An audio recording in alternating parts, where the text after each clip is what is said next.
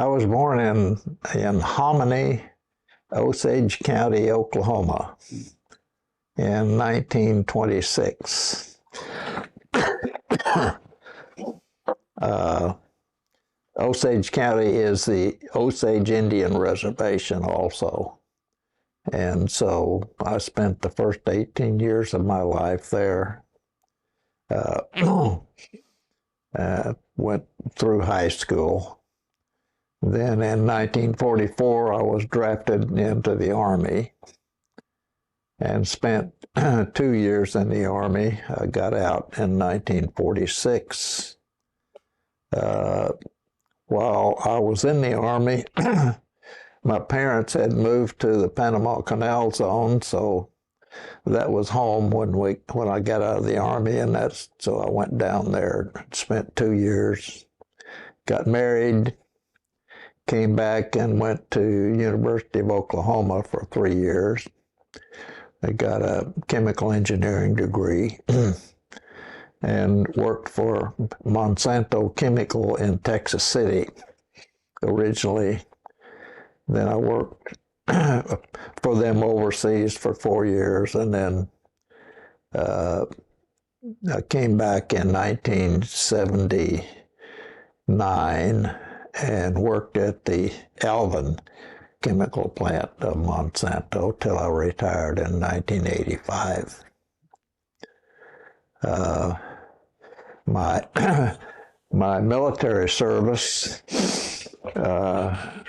when I was inducted in Fort Sill, Oklahoma, and then spent I think it's 17 weeks in Camp Fannin, Texas, which was up near Longview at the time. I don't think it exists anymore. And when I finished basic infantry training, I joined the 89th Infantry Division in North Carolina and was assigned to the 354th Regiment Anti-Tank Company. We trained there for several months and then went overseas in January of 1945. Very kind of relatively late in the war. And we landed in January, late January, and we went into combat in March of 1945 in Luxembourg, which the war was over in May, so it was a very brief combat experience. The anti-tank company pulled what they called a 57 millimeter rifle, which is like a little artillery piece on two-wheel carriage that had a very high muscle velocity and a heavy projectile designed to knock out tanks. We never shot at a tank, but in late March, the regiment crossed the Rhine River, and the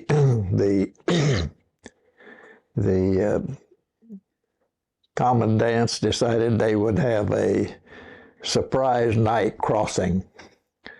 And so it was set up for the crossing to go at 4 o'clock in the morning.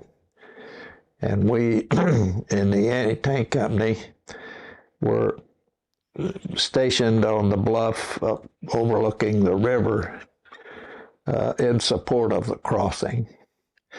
And the infantry companies were crossing using the combat assault boats, which carried 10 people, 4 infantrymen on each side paddling, and an engineer in the front, and an engineer in the stern. And the first company crossed without incident. But when the second company crossed, the Germans had set up machine guns and 20-millimeter anti-aircraft guns in the culverts under the road running along the river, set up in a perfect crisscross pattern, which was just right at water level, which was just deadly. And the E Company, which was the second company, I think had 85% casualties. It was just a slaughter.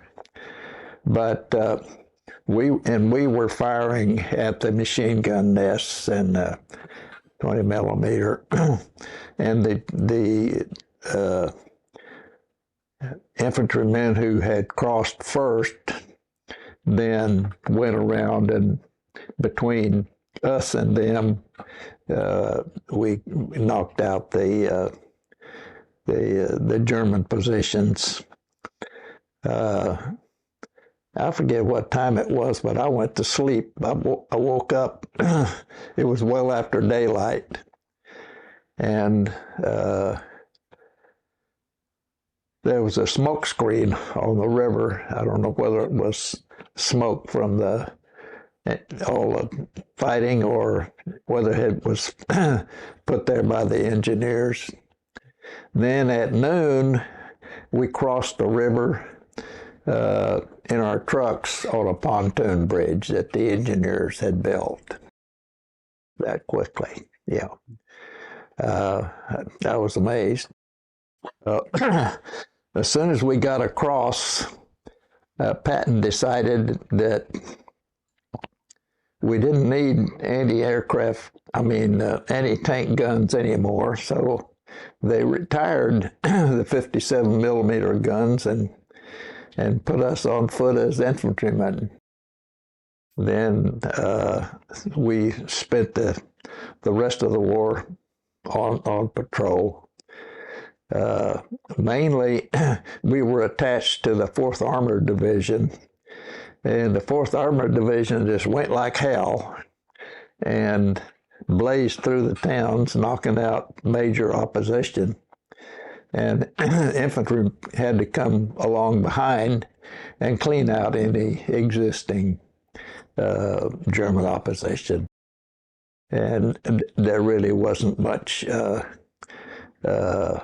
severe opposition for the rest of the war for us. On April 4th, a patrol from the division liberated Ohrdruf, which was the first concentration camp liberated on the Western Front. It was named for the town nearby named Ohrdruf, and there was no force required to liberate because the guards had abandoned the camp 2 or 3 days before the Americans got there with the remaining live prisoners. It was reported there were about 1,000, and they marched them up to Buchenwald, which was the mother camp of Ohrdruf. And what they left behind was a terrible sight. At the gate entrance, there were 25 fully clothed prisoners who'd been executed with a single bullet to the head, about 50. I don't remember now, 25 or 50, but quite a number.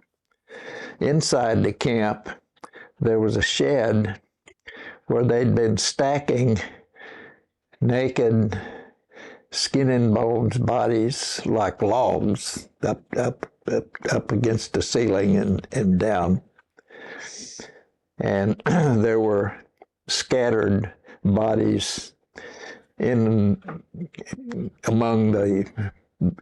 the barrack and out to to the right of the entrance, there was a kind of a bonfire pit bounded by railway ties that the Germans had been using to burn bodies.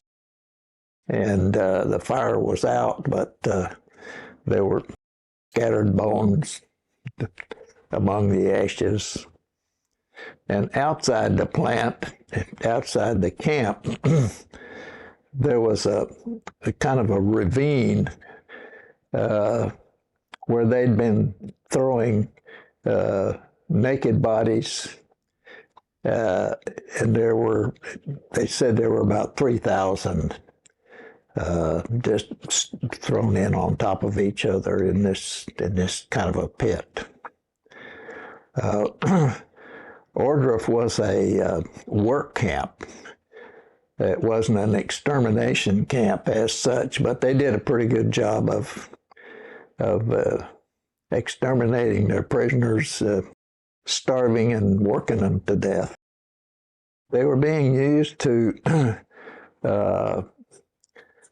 excavate caverns in the mountains nearby, where the Germans planned to have underground barns for their tanks and hangars for their airplanes and underground factories even. I'm not sure how far they got. We never saw the caverns. I didn't see everything. The patrol from the division liberated the camp. Our patrol happened to pass by the mass grave, the one in the ravine that had the 2,000 bodies. And by the time we passed by there was a detail of soldiers supervising Germans digging individual graves and then having to go down and pull a body out of the tangled mass of bodies and put them in individual graves. They hadn't gotten very far. There were only about 8 or 10 graves at that time. And from what we've read of some of the other concentration camps, there were so many bodies you couldn't possibly give them individual graves. And I assume they just used a bulldozer and filled in that grave like they did in a lot of other concentration camps.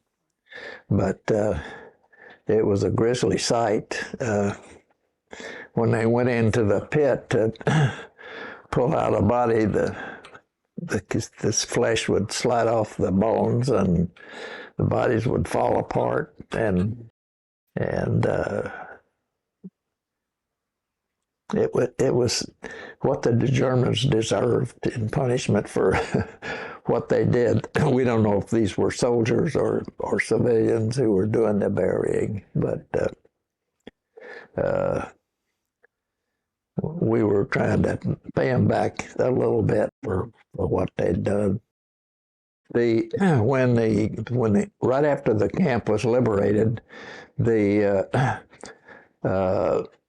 commanders ordered everybody in the town of Ohrdruf, which was right nearby, to walk through the camp and see what had happened.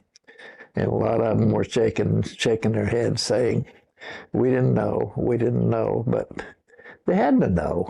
The camp was too close to the town. People had to walk from the camp to go to the mountains. They had to know what was going on.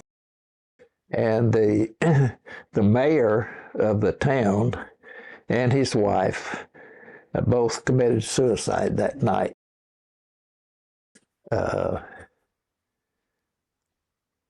I guess they just didn't want to face the aftermath of what people were going to think and do to them. The division put out a history book after the war, and most of the descriptions are from the men who liberated the camp, and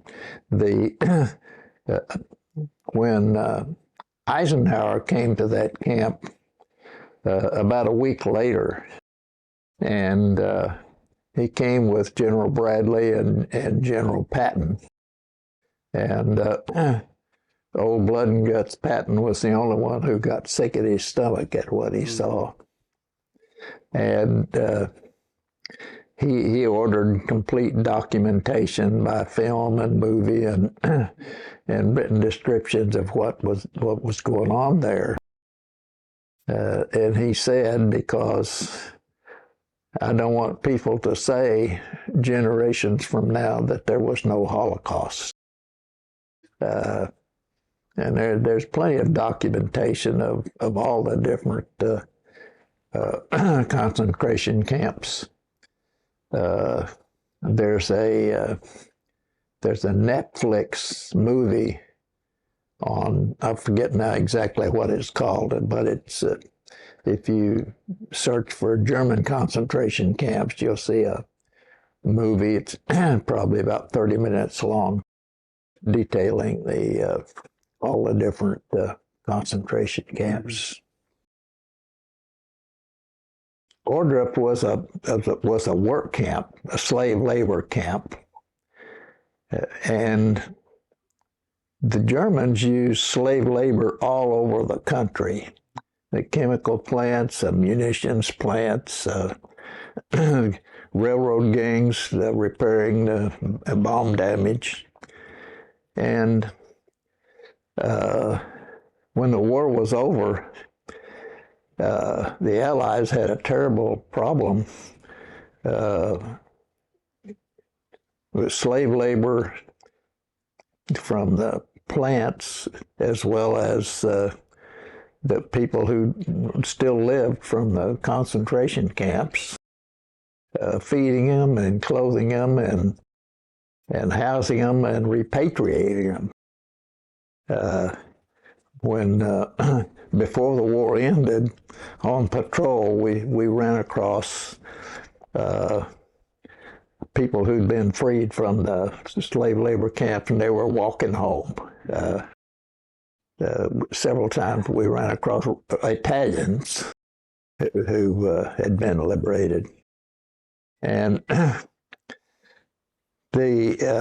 large number of the remaining live prisoners, they were called displaced persons by all the Allies. A large number of them were Russians, and the Americans put together a whole trainload of Russians and sent them back to Moscow. When the train got to Moscow, Stalin decreed that they might have been contaminated with non-communist ideology, so he had every one of them executed. He was as much of a mass killer as Hitler ever was. And the thing about Russia and Germany, they were both ruled by ruthless single-person dictators. And I worry that in the U.S., we are facing the same kind of movement.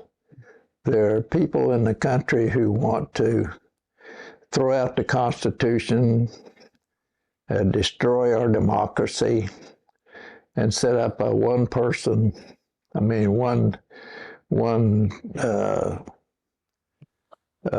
party dictatorship. And it's something that I always warn people about when I talk, and plea with them, whether they're high school students or adult groups, you have to watch out for this and do what you can to prevent it. We were in the anti-tank company, and we were following the 4th Armored Division, and mainly we followed, along with the infantry companies, and whenever we had to stop overnight, we'd clear a German house and stay in the house. And then the next morning, we'd take off following the tanks and clearing out some of the Germans that were left behind.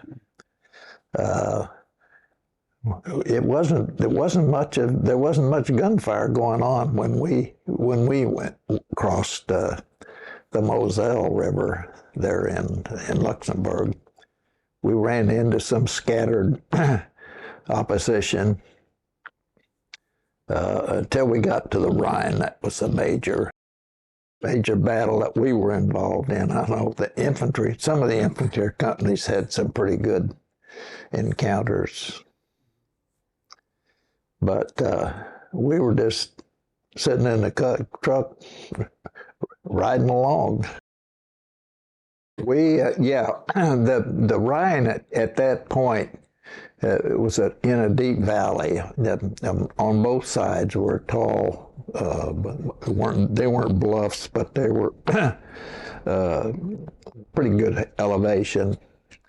I don't know whether it was 100 feet, 200 feet. And we were stationed on the American side in support of the troops. We didn't know what we would have to do, but we had the guns all of the whole company lined up on the bluff overlooking the river, just waiting for something to happen. Our ammunition was a solid projectile that contained spent uranium to be heavy, and the muzzle velocity of the gun, because of the big powder charge, was very high, and it was intended. In training, they said, if you hit a tank with this projectile, it actually melts the metal and sprays molten metal around inside the tank. There was a high explosive anti-tank company, but we didn't have it. So we were just kind of shooting solid bullets down, trying to hit the gun emplacements directly with, and all our ammunition is tracer, so we could follow where we were shooting. The machine guns, I'm not sure about Germans, but every 5th bullet was a tracer. And the 20 millimeter, they were all tracer. So there was a lot of tracer going along, a lot of racket down in the river, as well as our guns firing, which had a pretty big blast, muzzle blast. It was pretty noisy. But when the second company started, and we started, and the German guns were going, but in between, you could hear the guys yelling down there. It must have been horrific.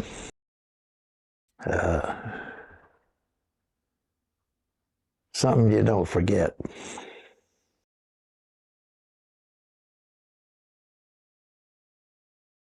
The first company went across at 4 o'clock in the morning, so it was dead night. And I'm not sure exactly how long it was before the Germans opened up, but when they did, you could see there was light enough you could see the bluff across across the way, and I guess our gunner was doing pretty good, because at one time one of the 20-millimeter guns turned around and started shooting up towards us. They never even came close, but it was some kind of fireworks, I'll tell you. Were you scared in that moment, or were you just focused on what you were doing? No. When you're 18, you're bulletproof. You're not going to get hurt. That's why there have been many brave exploits by 18, 19-year-olds in the Army. You're not going to get killed. It's just not in your mind. There are times when you can be completely pinned down that you're a little bit scared. But that only happened to us one time. And we were just trying to get closer to the ground to avoid the gunfire. One of our sergeants got hit in the butt. And we said, because he couldn't get any closer to the ground. But it's the noise of the bullets going over is kind of it's not terrifying, but it's you know they're there. You want to get away from them.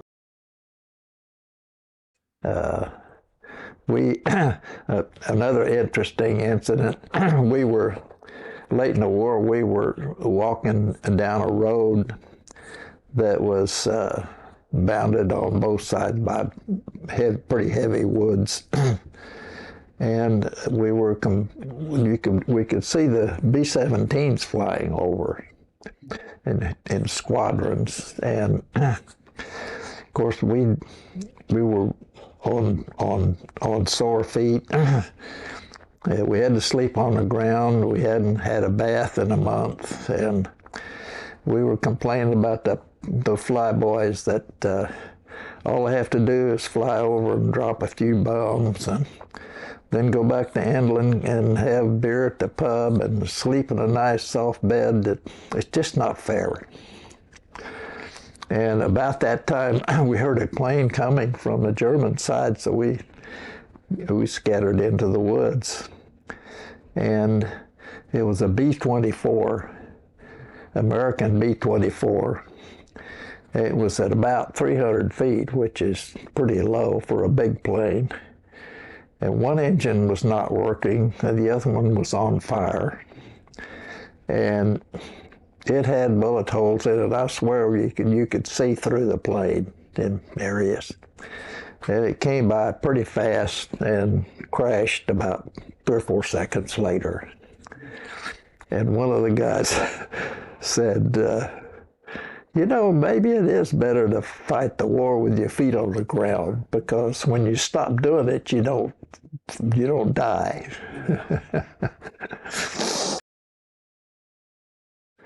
The casualties in the Air Force were really terrific early in the war.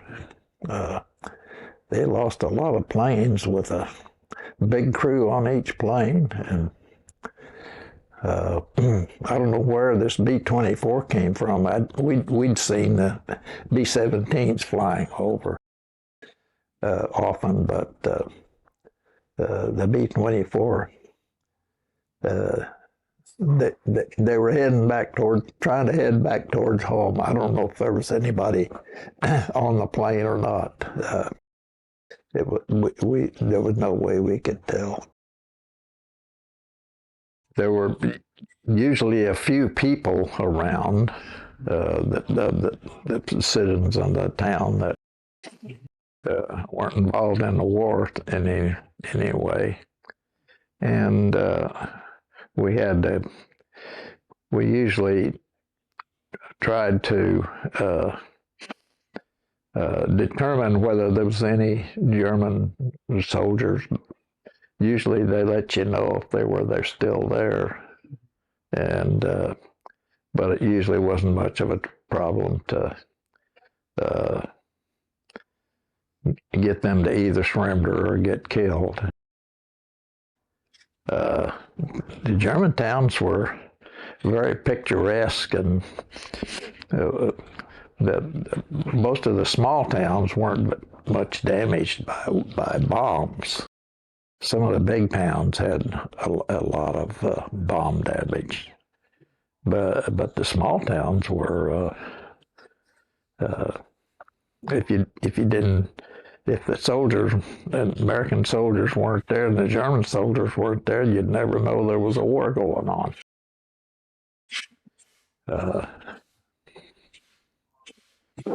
We ended up over into ex-Czechoslovakia and had to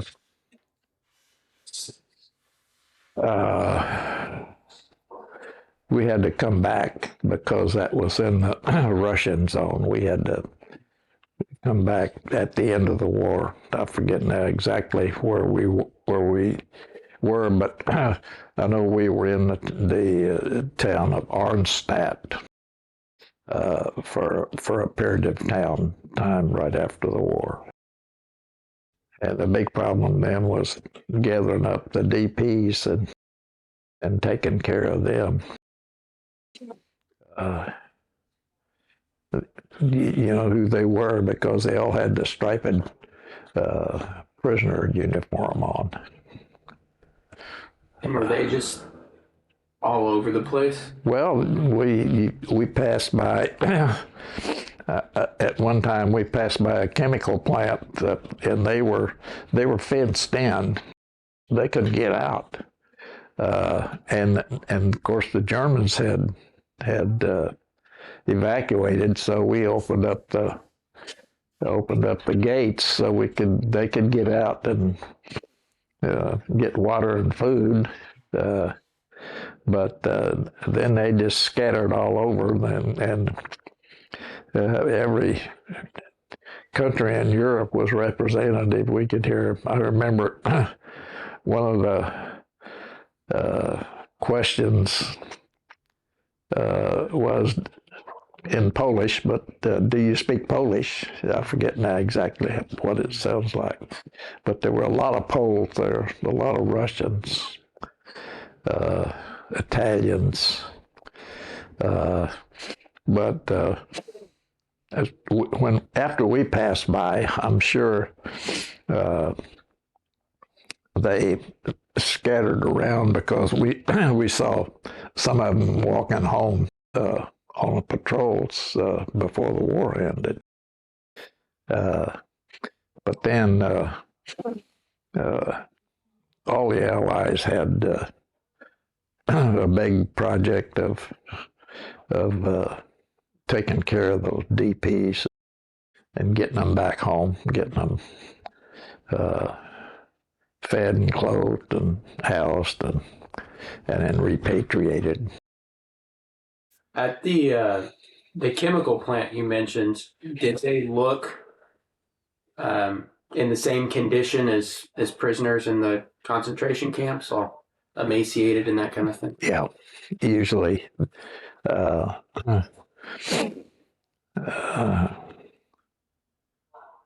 If they didn't have clothes on, you would call them skeletal.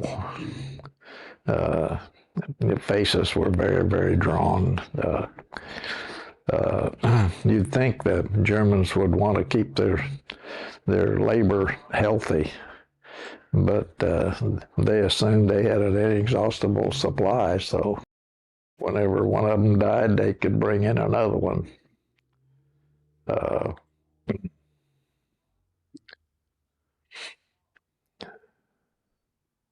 What was that like, particularly with the plants, that you said you saw them locked in there, right? What was it like opening the gates for them? And well, at first they were they were shouting and laughing and trying to be grateful for being liberated. But we didn't stick around. Generally, we were trying to move pretty fast there at the end of the war. And so when we passed a slave labor facility, if the gates already hadn't been opened, we'd open them and let them out. We'd try to give them some of our rations, but pretty quick the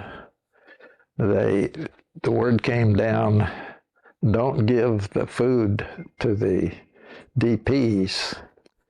They can't stand it. If you give them a C ration or a K ration, their bodies can't take it, and they end up getting dysentery and killing them. They have to start feeding them very slowly so their bodies can assimilate the food. But you wanted to do something for the poor people. But they told us pretty quick, don't do that. How many of the slave labor camps would you say y'all came across? I can remember two. A lot of our patrols went through kind of German countryside where there weren't that many factories where they were used. We did pass by one chemical plant.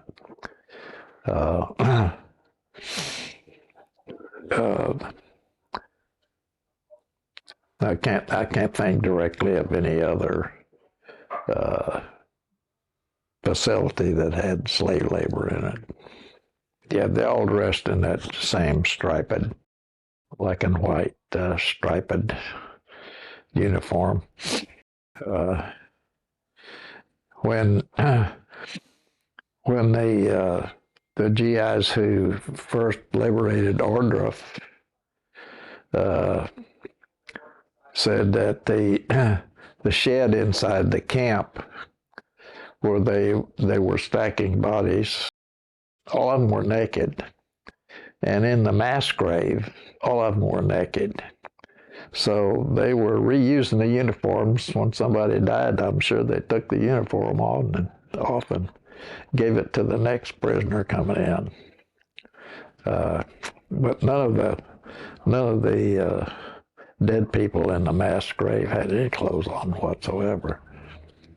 We had heard, I remember when we were in the States, hearing that the Germans were gathering up Jews and putting them into camps. And I think we may have seen a newsreel that said the same thing, but we had no idea the extent of what they were doing. So it was a revelation and an experience that completely unexpected and surprising. When the guards at most of the camps we understood were SS troops, and after we passed Ohrdruf, the word came down to, if we had any German prisoners, to check and make sure they weren't SS troops. And the SS troops had a tattoo under their left arm with their blood type on it. And so we'd yank their shirts off and check them for that. They were treated differently than the normal German soldiers. Well, it was so completely dreadful that it made you angry at the whole German population, that some kind of thing could happen, and that the German population supported it. But some of the German people we ran into in the villages tried to be very friendly. They weren't antagonistic. But I guess that was a matter of survival on their part. If they were belligerent, somebody would shoot them. It made us feel quite differently about the German population. And I would think it would be incomprehensible, right? Because I've grown up, in my education, I've seen photos of the Holocaust and have a concept that something like that could happen, but I wouldn't think you would have any sort of concept that. We never, nobody ever expected to see something like that, and everybody felt the same way. But once we encountered this, we weren't surprised when we ran into something similar on down the road. And we didn't have time to stop and think about it too much. We had a job to do. Get on down the road towards the rest of Germany. After the war,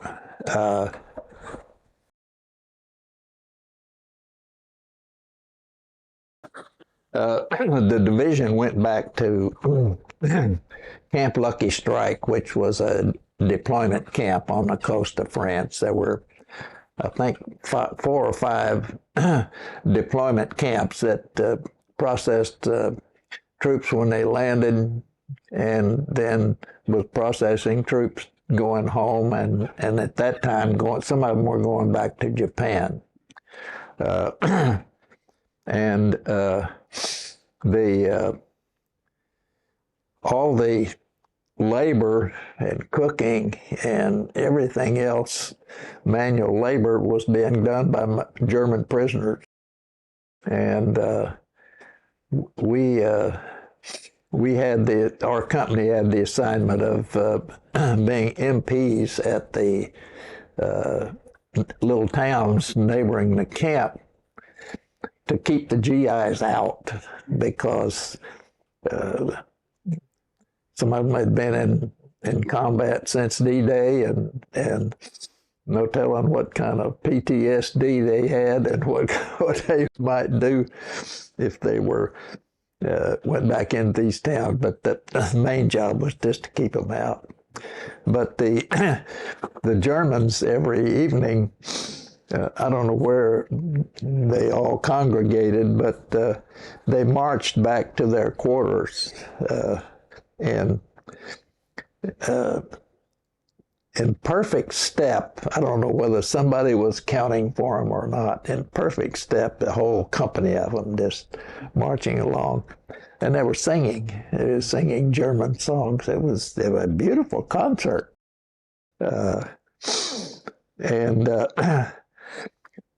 But in September, I went back to Linz, Austria, for the Army of Occupation, and I joined the 42nd Division there. And there were guys in the 42nd Division who told about I forget whether it was Mauthausen or Dachau, that their company, their Division liberated, and they went through the camps and they saw the terrible sights there. When we were in Linz, Linz was on the border between the Russian zone and the American zone, which were set up after the war. And our job was to stand guard on the bridge crossing into the Russian zone. There was a lot of traffic back and forth, and our job was to keep the Russians out. And when we first started, we were in the same guardhouse with the Russians on the Russian side of the river. And after some period of time, I forget now how long, we moved back over to our side. And interesting that the Russians were the lowest uneducated level of peasants that you can imagine. And one day, one of the Russians did something very stupid, and our sergeant said, "You know, you got to be the dumbest SOB soldiers I ever saw." And we had an interpreter with us, an American soldier who was an interpreter. And so the Russian didn't understand anything. And he looked at the interpreter and said, "What did he say?" And the interpreter was as much a diplomat as he was an interpreter. And he said, "The sergeant wants to know why you're not a corporal." I'm sure he diffused a number of situations. After we went back to our side of the river, there wasn't any, we didn't need an interpreter. We just had two of us there at a time. After the war, there was, it's been written up, there was a tremendous epidemic of body lice.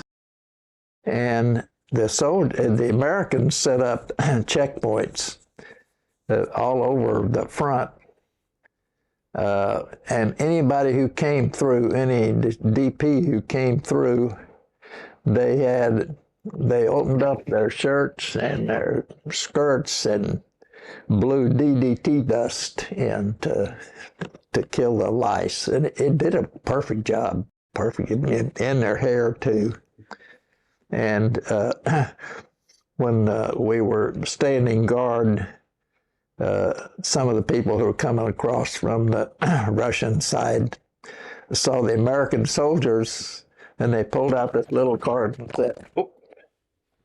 said DDT, DDT.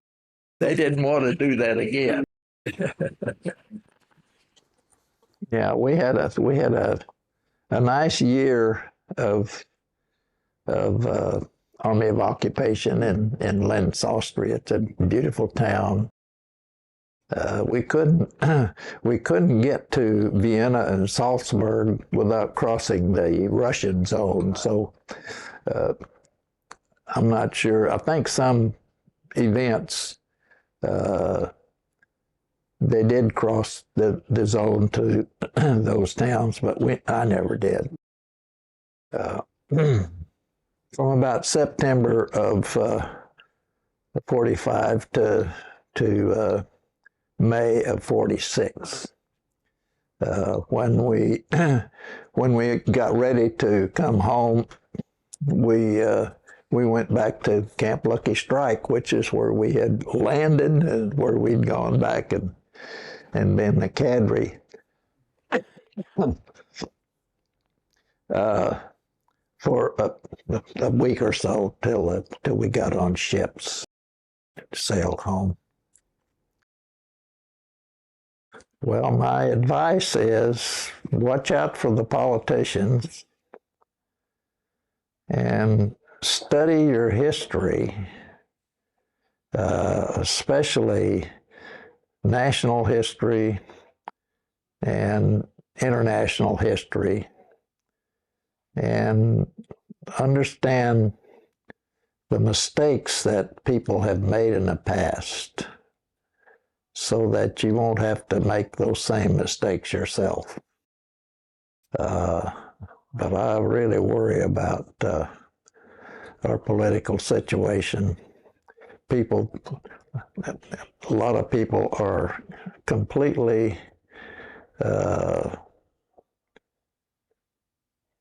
I can't think of the word. They just don't pay attention to what's going on. But the main thing, when I've spoken to young people,